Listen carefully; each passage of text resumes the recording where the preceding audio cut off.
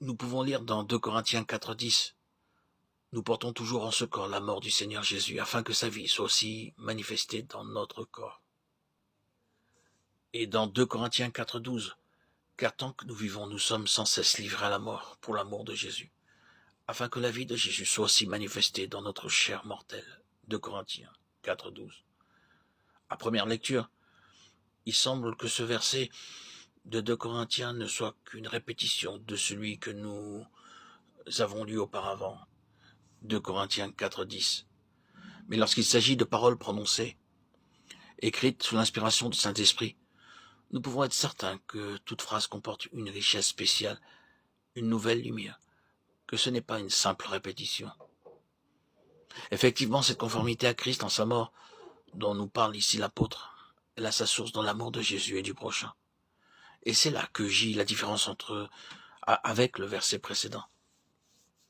Dans celui-là, l'apôtre écrit, « Nous portons toujours en ce corps la mort du Seigneur Jésus, afin que sa vie soit aussi manifestée dans notre corps. » La finale indique suffisamment qu'ici nous sommes seuls en jeu.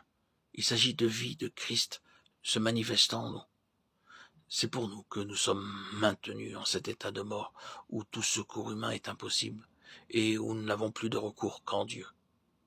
Mais maintenant, l'apôtre écrit, nous sommes livrés à la mort pour l'amour de Jésus, livrés à la mort par les souffrances, par les maladies, les angoisses, les combats de toutes sortes, par amour pour celui qui a donné sa vie en rançon des pécheurs, afin qu'il voie des fruits du travail de son âme et soit satisfait.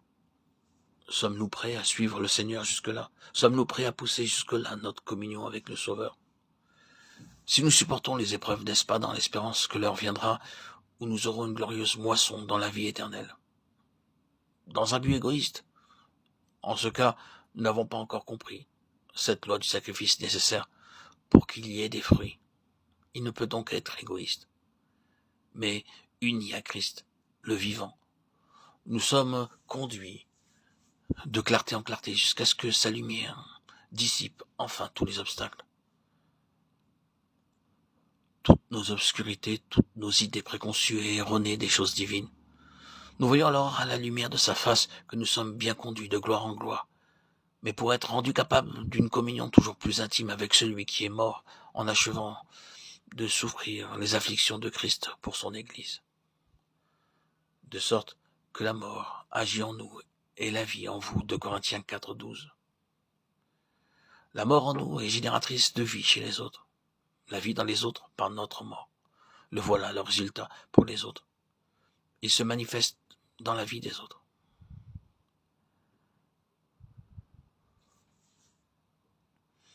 C'est ici que se manifeste l'esprit de la croix. Le véritable oubli de soi, le complet effacement. La manifestation indéniable de la vie de Jésus en notre corps mortel. La naissance en nous de cet amour immense qui conduisit Jésus au calvaire pour que nous ayons la vie divine par lui. Et pour gagner les âmes, il n'y a qu'un seul moyen, le sacrifice.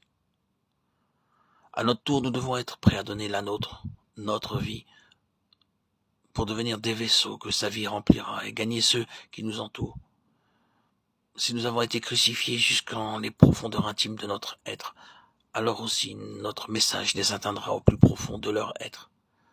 Dans la mesure où la mort agit en nous, la vie se manifestera en eux. C'est aussi pour eux que Christ est mort.